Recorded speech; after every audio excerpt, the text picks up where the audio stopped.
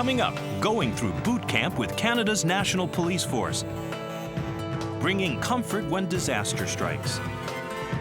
And this Bernese mountain dog helps keep a tradition alive.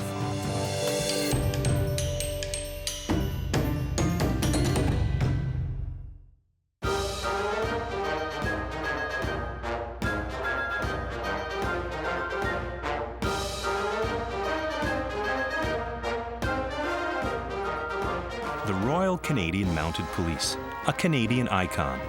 As Canada's National Police Force, the RCMP requires top-notch working partners.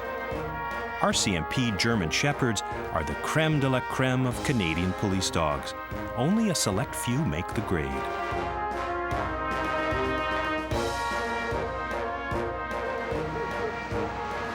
At the RCMP Training Center in Innisfail, Alberta, dogs are put through a rigorous training program. Kaiser, a 2-year-old German Shepherd, is a new recruit. Constable Chris Brennan has been training him for 3 intense months to prepare for Kaiser's big test. Less than half the dogs pass the training to become RCMP dogs. Right now, Kaiser's showing a lot of potential to make it through. Not all dogs make it. It's a very low percentage of dogs that make it because there's so many demands put on them. The dogs must excel at obedience, tracking, retrieving, criminal apprehension, searches, as well as narcotic and bomb detection. Every day, they're being put to the test, working on their natural instincts. We're just trying to develop those natural instincts. There's no other dogs that I know in the police service that's capable of doing what we expect of our police service dogs. Because Canada is such a big country and the RCMP are often stationed in remote areas, Kaiser has to be multi-skilled. He may be the only police dog for 2,500 square miles. Trainer Sergeant Patrick McIsaac says RCMP dogs have to be versatile geniuses, able to succeed in all areas or profiles. If you were to equate that in human terms, we're looking for a human being that is capable of being an Olympic athlete, that is capable of being an academic scholar, and is also perhaps a concert-level musician. In this exercise, Kaiser must come down one step at a time, but only on Chris's command. He's a good student, but to pass, Kaiser must excel in every profile. If Kaiser doesn't pass, he'll most likely get sold to another police force because they'll find one of his profiles that he's good at. They'll be able to put him to work. No. In his eagerness to please, sometimes he doesn't wait for Chris's command. Let's go up. A strong bond is a vital part of Kaiser and Chris's partnership. In between the bouts of intense training, the pair relax. When I pick Kaiser up every morning for training, it's like a rodeo match. Both of us. I walk through that door and the other guys will walk ahead and he'll be waiting and waiting, and as soon as he sees me come through that door, the switch goes on and he starts jumping and squealing, and because he knows it's time for the two of us to go have fun. And I feel the same way. I'm very excited and eager every morning I get up to get out there and start training.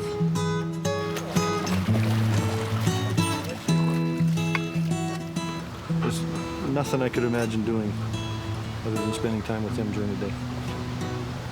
Except with my wife and child. German Shepherds are bred for intelligence, physical endurance, and trainability. They have superior scenting capabilities and have been used as police dogs for over a century. Comfortable for you, buddy.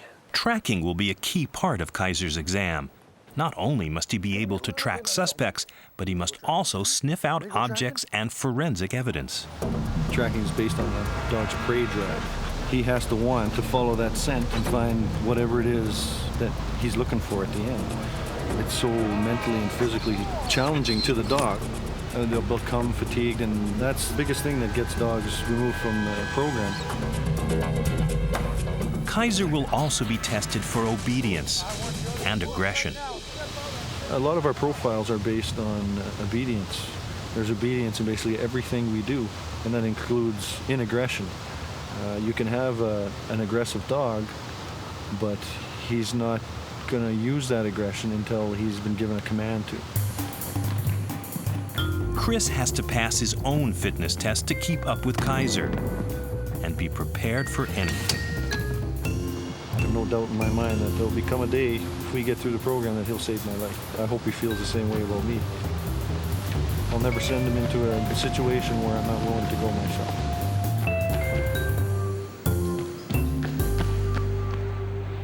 The months of intense training are over. Up to 70% of the dogs don't make it to this level.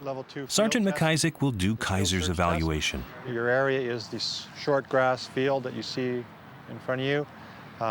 We have several articles that we have placed here for a 24-hour period, and you and Kaiser are required to locate several of them. Remember to use the wind and your pattern to your advantage, and good luck.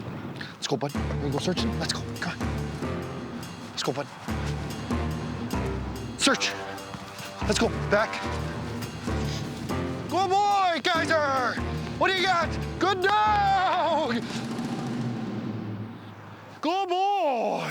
Let's go, buddy. Heel. Next profile, tracking. Kaiser has to follow a suspect's scent. Sit, buddy.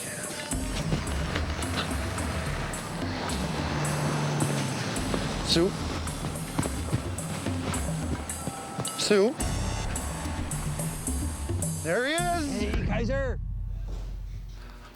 And now for the building search. Are you okay in there, Wade? Just fine.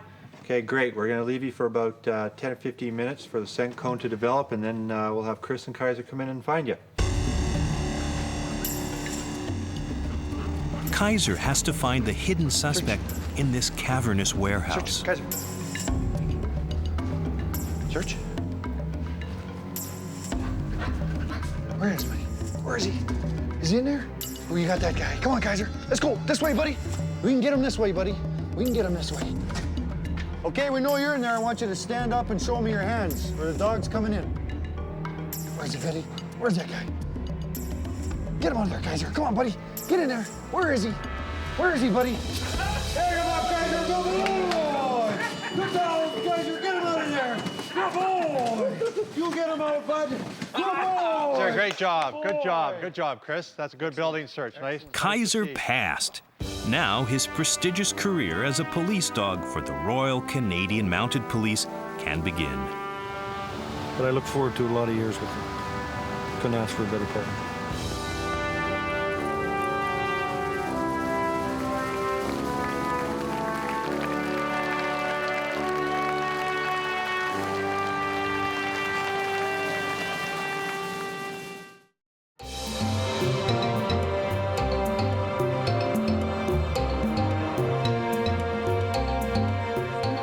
Tikhva, a 2-year-old Keeshond, is a member of the Hope Crisis Response Team. She lives in Oregon, but was called to New York to work as a Red Cross dog at the World Trade Center disaster.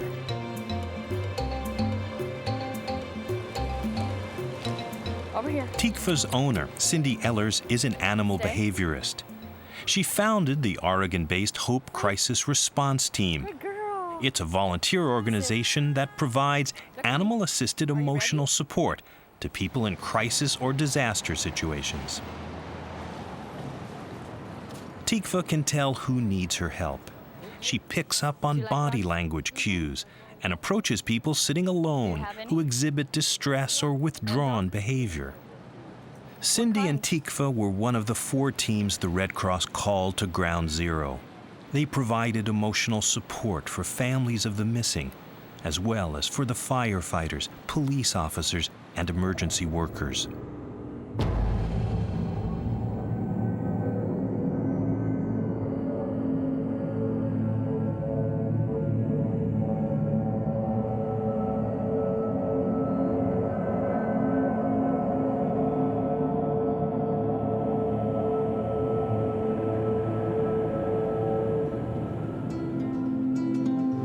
I was relieved to be able to have her to work with because I knew she knew what she was doing. We've been training Tikhva since she was 9 weeks old. She knew the people and she knew what they needed. Karen Soiga is a professional crisis counselor. She'd been working at Ground Zero for a week before Tikhva and Cindy arrived. When I got there, it was still very chaotic and very horrific. My responsibility was the rescue workers at Ground Zero. At that time, there was anywhere between 2,000 to 4,000 of them working at any given moment. They were amazing because they're very stoic. They were very traumatized and had to continue to do the work they were doing. The mentality was, we don't need help, psychologically we're fine, we're tough, leave us alone. And it was very obvious their defenses were very strong. But when the workers saw Tikhva, something happened. Tikhva would come along and they would react and their eyes would light up or they would smile. So the men, it was okay for them to approach Tikhva and pet her and talk to her. And in doing that, with me being with her, and they knew I was a mental health worker, then they could talk with me without losing face. I mean, it just was amazing.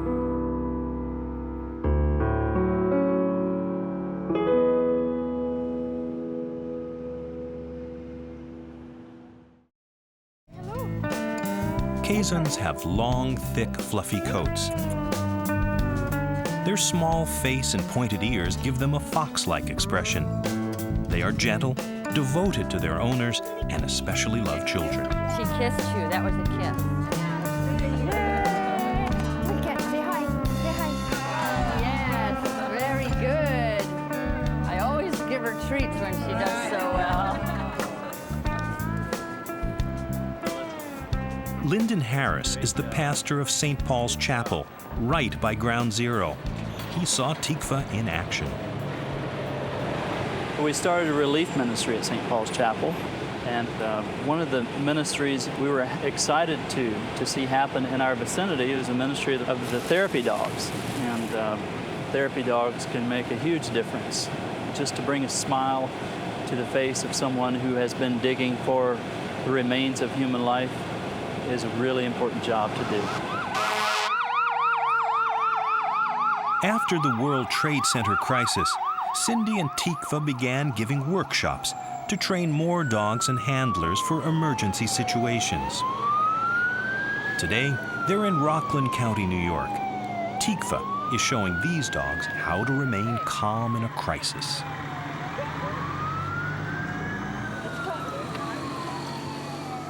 The workshop familiarizes the dogs with the sights, sounds, and smells they'd encounter in an emergency, so they won't be nervous when called to a disaster site.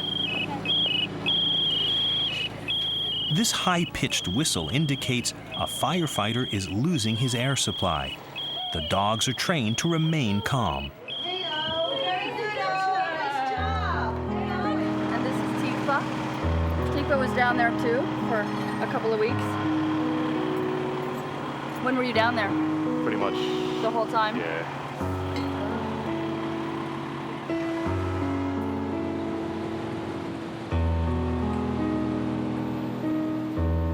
After September 11th, Tikhva also gave comfort to families of the victims. Nancy Zuckerman's husband died in the World Trade Center. Tikhva kind of saved my life. She was a little miracle for me. Seeing her is very, very powerful. When I was waiting to go on the ferry to go visit my husband there, I remember just sitting there, and then all of a sudden, Cindy and Tikhva appear, and they find us, and this little dog jumps in my lap, and it's licking my face, and I start crying, and she just felt, I'm sure, just all of my emotions, because she just wouldn't stop licking my face. It was just so beautiful. It's just beautiful. How are you? How are you? Yes. Nancy is a professional massage therapist. She wanted to give something back to Tikhva. I could see that this dog's energy had dissipated because she was giving so much. When people, embrace, and if they're crying or if they're feeling emotion, I believe dogs feel that. So you could tell that she was taking in, too. So she just looked tired. And she laid down and she was so exhausted. So I was massaging her and I just helping her relax, I thought. And I felt like she was responding. I think she really felt it, and I think it was making her feel more peaceful and relaxed. I just want everyone to know that how special they are and how special they've been to me, and that we are now new friends and we will continue to be friends. And that's the other part of what's beautiful in this whole event. She said that she saw Tikhva as a sign to give her hope in that time. I know that that moment helped Nancy be able to get through many more moments that were very hard after that day. Even in the midst of this disaster, there's beauty.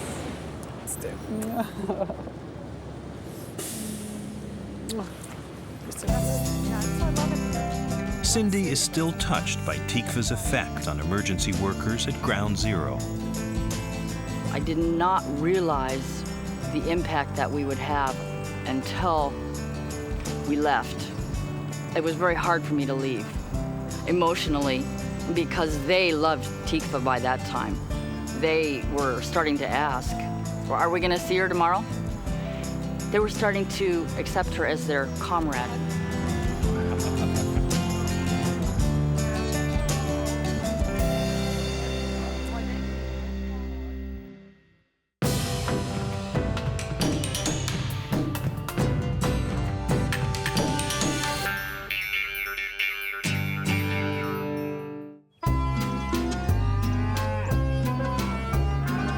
This dairy farm in the little village of Vielbringen, just outside Bern, has been in the Bigler-Weiss family for over 100 years. The tradition of breeding Bernese mountain dogs started here in 1932 for a very practical reason. Since the 19th century, in this part of Switzerland, large farm dogs have been used to pull milk carts to the local dairy, where Emmental cheese was made each day.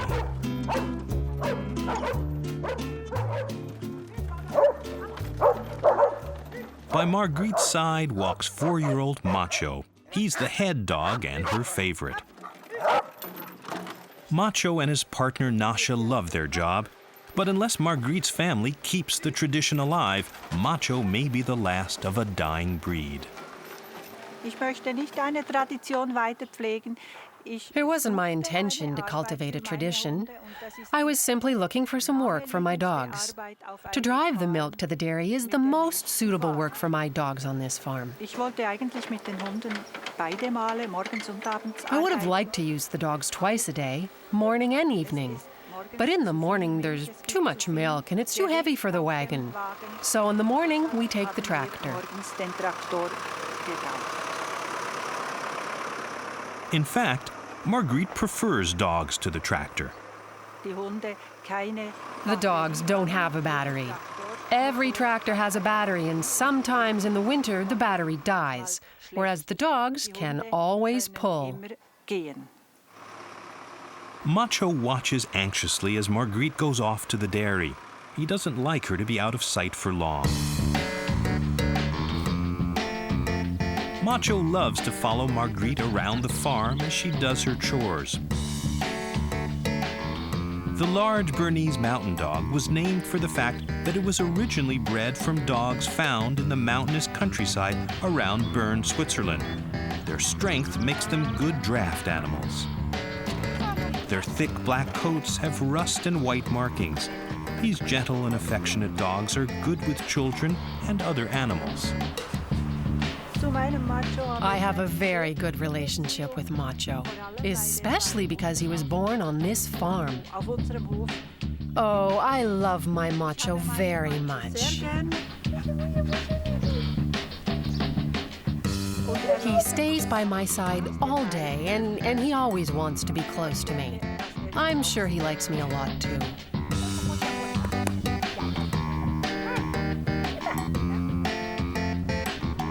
Twice a day, the cows are brought in from the fields for milking. Margrete's son Bruno is in charge. While in the milking shed, the cows are fed a lovely sweet meal of fresh-cut grass. As always, Macho is by Margret's side. Finally, the milking is finished. It's the moment the dogs have been waiting for all day. The dogs enjoy the work. They want to work. My dogs, they don't want to sleep the whole day. Even when the cart is heavy, they like pulling it. They love to work. Macho's daily milk run is an event that catches people's attention.